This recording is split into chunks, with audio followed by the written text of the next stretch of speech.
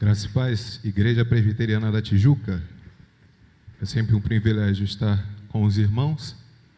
E eu, de antemão, já agradeço o conselho, em especial o reverendo Anderson, pelo convite.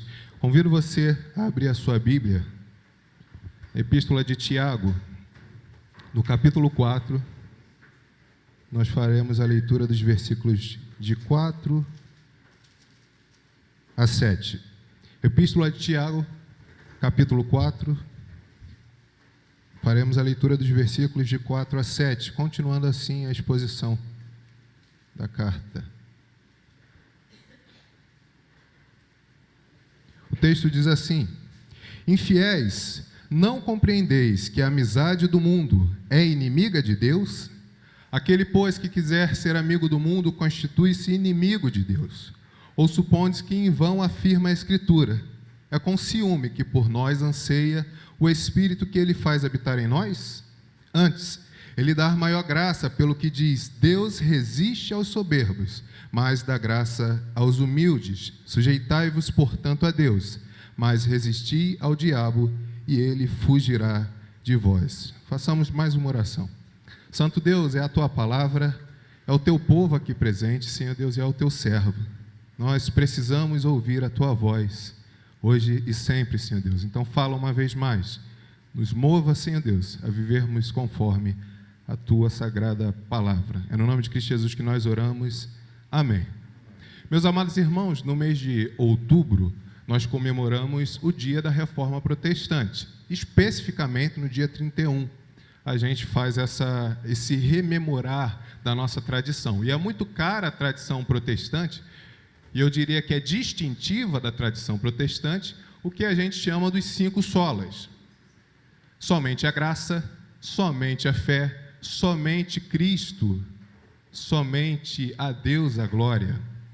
E falando a respeito especificamente da graça de Deus, do sola gratia, por assim dizer, um autor cristão ele vai dizer o seguinte: é porque somos salvos pela graça, que essa graça age na nossa vida para cumprir os propósitos de Deus em nós. A vida cristã tem sua origem na graça de Deus e é vivida mediante a graça de Deus. A graça de Deus, então, e muitas vezes nós apenas pensamos desta forma, ela não é o meio em que Deus nos alcança e para por aí. Se parasse por aí, já estava muito bem, já estava a nossa situação máxima de separação de Deus resolvida. No entanto, essa mesma graça que é salvífica, que salva, que alcança o pecador, é a graça que impulsiona o crente ao longo da sua vida e é a graça que nos garante a glorificação, nos garante que um dia estaremos com o nosso Deus. O texto que nós lemos, ele segue a epístola. O reverendo Anderson já tem feito essa exposição por toda a carta, e é interessante nós lembrarmos isso. O autor está falando para cristãos, e vocês vão entender essa ênfase mais adiante. Aqui, um trabalhar do modus vivendi, por assim dizer, essa prática cristã, porque a fé cristã ela não é apenas um conjunto intelectual de doutrinas, mas ela é uma doutrina que desemboca em vida prática. Como os livros de sabedoria sempre nos lembram, o caráter daquele que é o fiel, ele diz muito a respeito do seu coração. E quando o autor Tiago, o apóstolo Tiago, ele se refere aos cristãos, ele não se refere com aquele adjetivo das melhores formas, não aquilo que gostaríamos de ouvir. O texto começa com essa nomenclatura de infidelidade, infiéis. E aí a gente sabe que ele está dizendo da relação com Deus. Mas a gente precisa dar um passo atrás, porque se a gente pula etapa, a gente não sente o peso, a gravidade do termo. O termo que aqui está descrito, ele é tirado do âmbito do casamento, do relacionamento. Quando ele está dizendo infiéis, ele não está pulando apenas para a religião, a esfera da prática religiosa, mas ele está falando de relacionamento. O termo aponta para o pacto de Deus com o seu povo. Lucas, de que forma? Não raras vezes, a Bíblia ela diz a respeito da relação de Deus com o seu povo pela figura, pela imagem do casamento. O profeta Isaías, ele vai dizer isso várias vezes ao longo do seu livro, e na verdade essa ideia ela é trazida desde sempre. Quando o apóstolo Tiago vira para aquela comunidade cristã e chama a atenção e ele se utiliza desse vocativo, classificando-os como infiéis, ele está apontando que a vida daquele povo, aquela igreja, que a própria epístola vai dizer, está espalhada por aquela região, são cristãos com uma forte característica de judaísmo, ou seja, são cristãos que conhecem a lei de Deus, e eles agora se comportam de maneira infiel, eles não estão respeitando ou não estão honrando a aliança que Deus fez com o seu povo. Essa graça, que é a graça que alcança, que é a salvífica, ela dá poder ao fiel, ao cristão, para viver de forma fiel. Mas em que eles estavam sendo infiéis, Lucas? Ao longo de toda a carta, ele vai tratar do pecado como algo que vem do coração do homem. Nós sim somos pecadores porque herdamos a natureza caída de nossos pais Adão e Eva, mas também somos pecadores porque cometemos, ainda na fé, infrações contra a vontade de Deus. Nós temos aqui um momento de confissão, um momento tão caro e precioso para o crente, em que ele aquieta a sua alma diante de Deus, confessa seus pecados e tem a certeza do perdão. Mas ele continua, não compreendeis que a amizade do mundo, ela é inimiga de Deus, e aqui, como um típico judeu, ele faz um paralelismo. Aquele, pois, que quiser ser amigo do mundo, constitui-se inimigo de Deus. Mais uma vez, ele está falando para cristãos. Lucas, então, os infiéis não são aqueles que não creem em Jesus? Sim, também, mas aqui ele está tratando do coração da igreja. Como nós nos portamos de forma infiel a esse pacto, a essa aliança, que é a aliança de Deus com o seu povo, pelo proceder, pelo cultivo daquilo que a gente chama de obras da carne. Lucas, somos salvos pelas obras? Não. Nós somos salvos pela graça. A graça nos alcança, mas esta graça, ela opera no crente de modo que ele desenvolve o fruto do Espírito. Então, Paulo vai dizer, depois a gente volta, Tiago, se você roubava, você não apenas deixa de roubar, mas passa a trabalhar. Se você mentia, você não apenas deixa de mentir, mas passa a dizer a verdade. Essa graça é uma graça operante na vida do crente.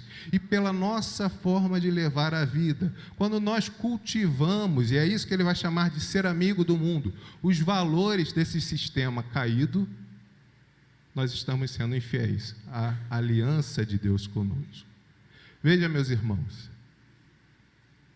por que nós dominicalmente nos reunimos? Porque constantemente precisamos ouvir a palavra de Deus. E como o próprio autor vai dizer, por que eu preciso praticar e não apenas dizer que creio? Porque a fé cristã, ela é mais do que palavras. Ela é palavra que desemboca em vida prática. O próprio Jesus ele vai ensinar que é impossível nós termos dois senhores. Se eu quero ser amigo do mundo, e aqui é uma disposição, não é apenas uma graça, não é apenas uma afeição, mas é uma disposição de coração, de ir em direção a esse sistema de valores caídos e perdidos, eu estou necessariamente me afastando do Deus que, em aliança, Ele está comigo. Ou seja, se eu vou em direção ao mundo, eu me afasto do Deus que eu vivo. Lucas, que mundo? Não, a gente não está falando da criação, da matéria, da árvore. Não, a gente não está falando disso. A gente não está trabalhando uma vida desencarnada, ou como o pastor costuma chamar, fumacinha, né? Não, a gente está falando de sistemas de valores que não coadunam com o crente. Já viu crente que defende pauta anticristã?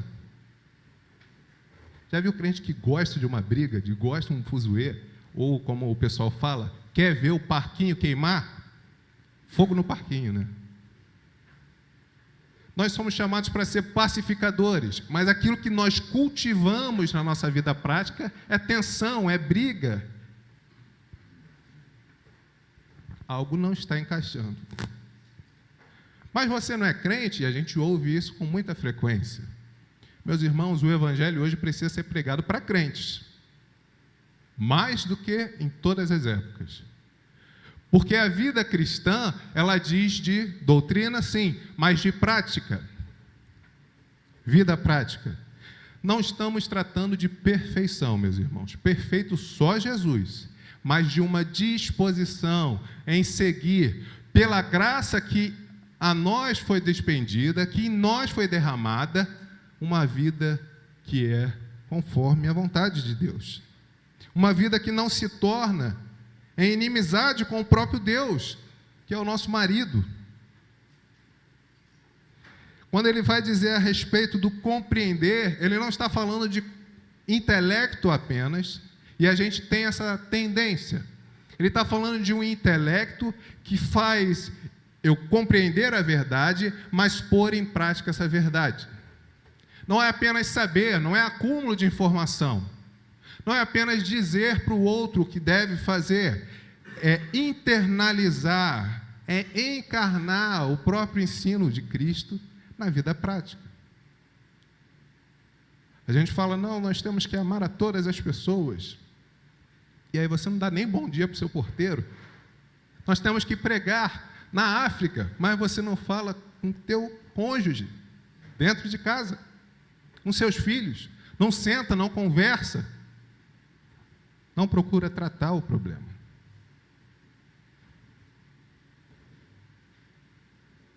Quem quiser ser amigo do mundo, necessariamente, e não sou eu que digo, é o apóstolo que diz, constitui-se inimigo de Deus. Ou supondo-se que em vão afirma a Escritura, ele está puxando a memória daqueles crentes. É com ciúme que por nós anseia o Espírito que ele fez habitar em nós.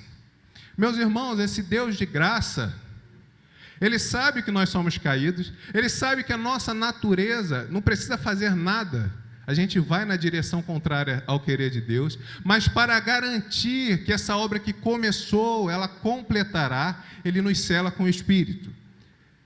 O selo é a mostra, pensando no momento monárquico da figura do rei, é a mostra que é a chancela daquele que está na direção. Quando Deus nos sela com o Espírito Santo, ou seja, no momento em que nós recebemos o Espírito e por isso confessamos a Jesus Cristo como nosso Senhor e Salvador, Ele está dizendo, você é meu, a sua vida não é mais sua, a sua vida é para viver a vida de Cristo. E esse selo, ele nos garante que a obra será concluída. Quando então ele nos sela, ele está demonstrando o amor máximo que é em nós agora fazer com que o seu Espírito habite.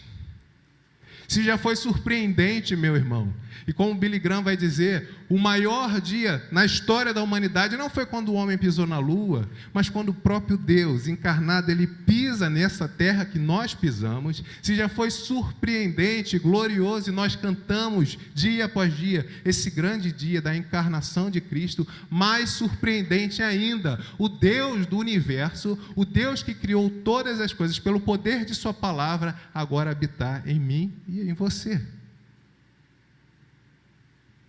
O selo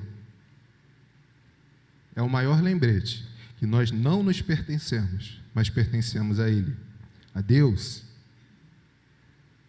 Não à toa o apóstolo Paulo vai dizer, não apagais o Espírito que há em vós, que habita em vós. Na nossa vida prática, nós recebemos de Deus, da graça de Deus, poder para viver, não de modo infiel, mas de modo fiel, fiel a Ele. Lucas, como eu vivo de modo fiel? O apóstolo Tiago, ele já expôs antes. Ele vai falar da sabedoria que, diferente da terrena, ela vem do alto céus. A sabedoria que pacifica, a sabedoria que ama, a sabedoria que não chega na igreja e quer sentar perto do rico e despreza o pobre, a sabedoria que olha para o outro com misericórdia.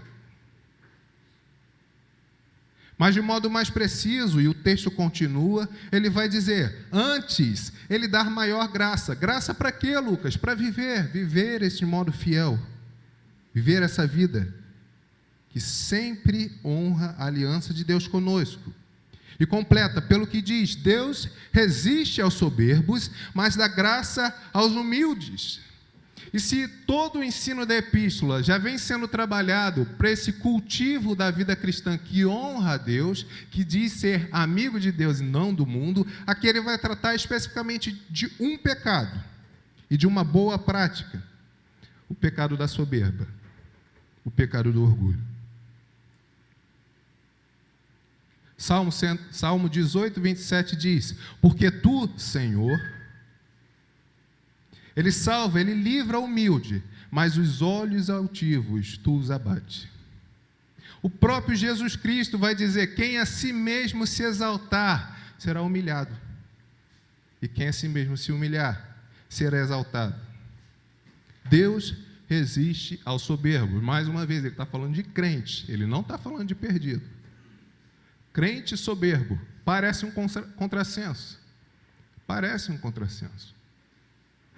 É aquele que olha para si e é muito condescendente com os seus próprios pecados. Não, eu não sou grosso, eu só digo verdades. Não, eu não estou falando da vida dos outros. Eu estou fazendo a atualização, ou como diz, o controle social, né?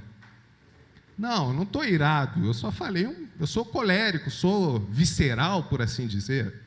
A gente sempre muda o nome dos nossos pecados. Mas com outro, não, fulano tem um coração duro. E às vezes até para pedir perdão. Já viu aquela pessoa que chega para pedir perdão assim, reverendo Anderson, na quarta-feira eu falei com você, mas você também? Nós precisamos, meus irmãos, tratar do nosso coração. E a graça de Deus, ela nos capacita a vivermos humildemente.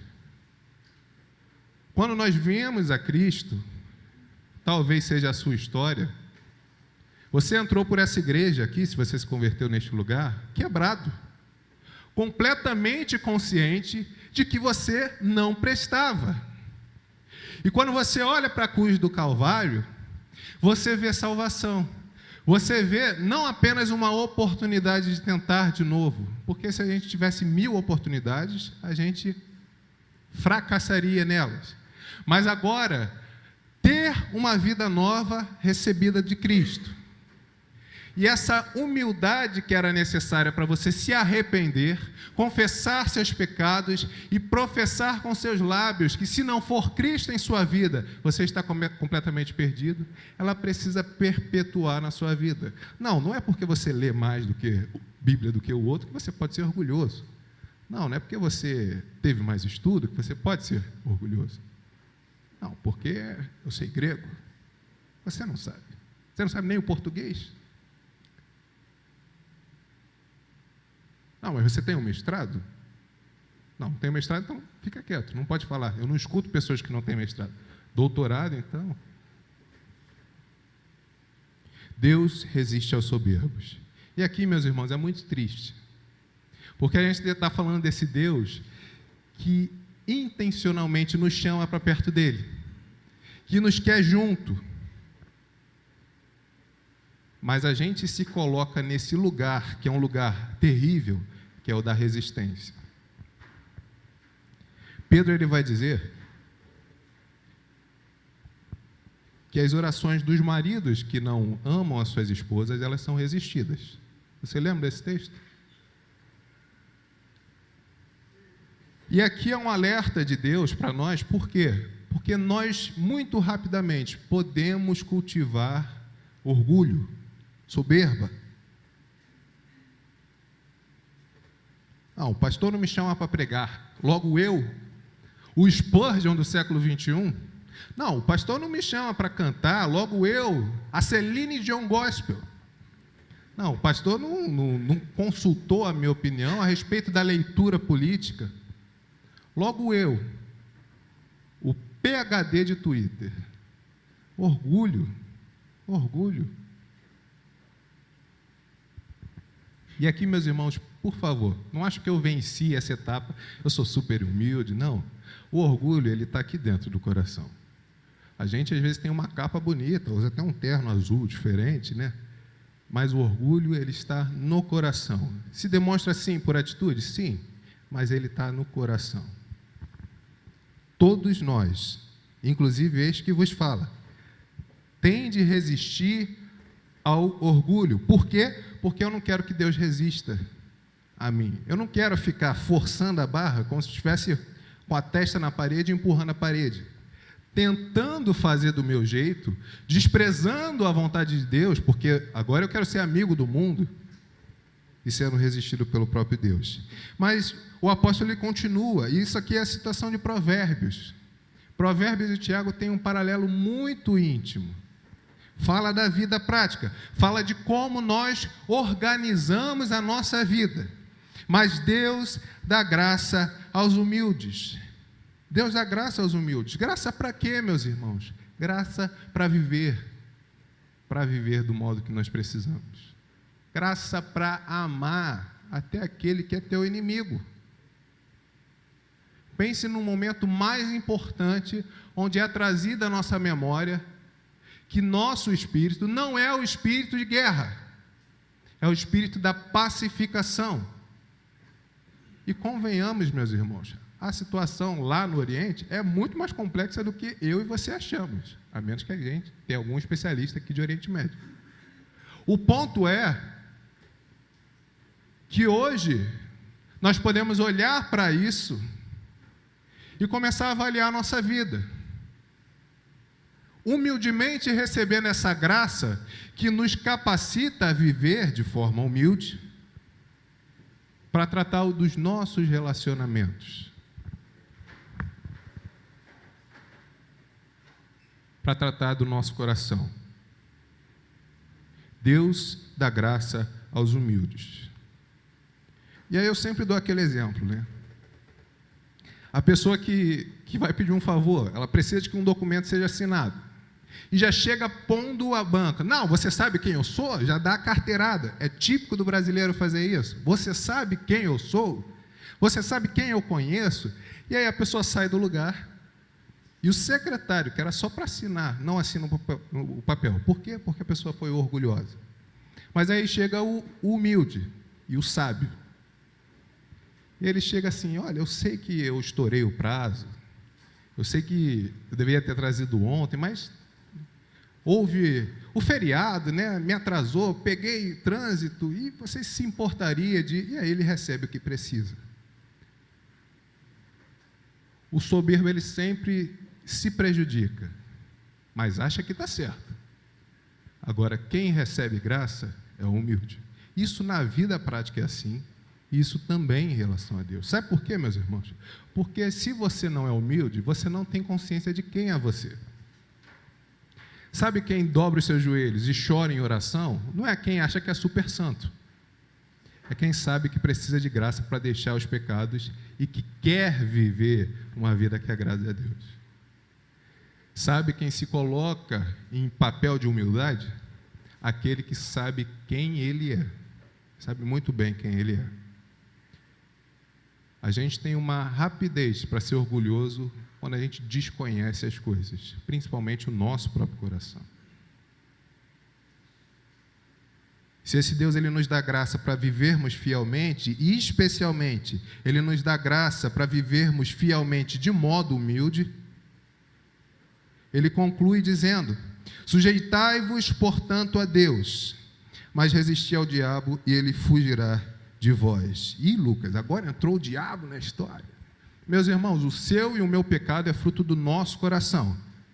Tiago, ele já explicou isso antes. Ele vai dizer da cobiça, e a imagem é como se fosse uma parideira, uma pessoa que está gestando uma criança e vai parir essa criança. Essa é a imagem que Tiago está usando em relação ao pecado. Satanás, ele se aproveita disso, mas ele não faz você pecar, não. Se tu é crente, mais ainda. Mas há como isso acontecer, Lucas? Sim, vocês se recordam de quando Davi quis fazer o censo? em que ele olha para o seu reino e quer demonstrar a sua glória e manda contar todo mundo. E aí vem os servos e perguntam, não, mas por que isso agora? Manda contar todo mundo. Orgulho do coração. Ó, o que eu fiz com a minha mão. Ó, o que eu fiz. Mas não, quando nós nos colocamos em humildade diante de Deus, ou seja, nós nos sujeitamos a Ele, nós recebemos graça de Deus para viver humildemente e o diabo, não por nós, mas por ele, ele foge de nós. Ele foge de nós. Nós precisamos de humildade, meus irmãos. Nós precisamos calçar a sandália da humildade, como o pessoal fala por aí. De modo prático, no dia a dia.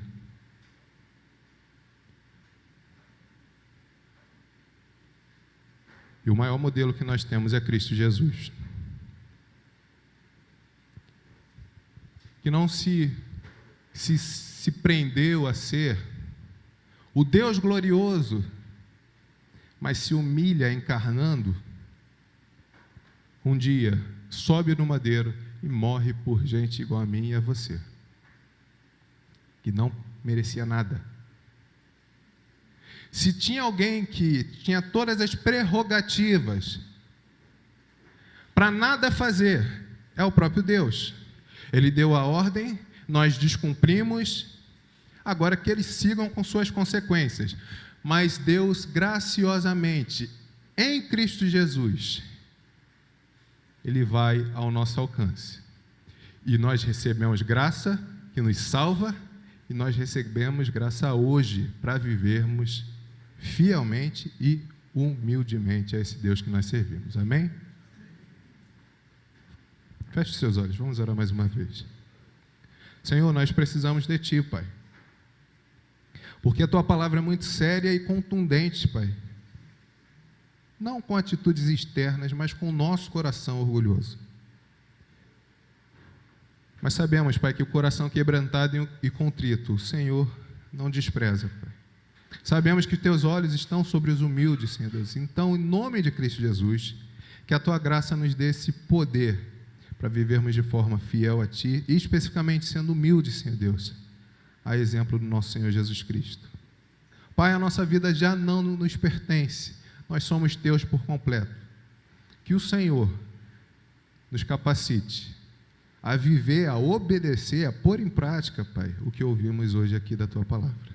É no nome de Cristo Jesus que nós oramos. Amém.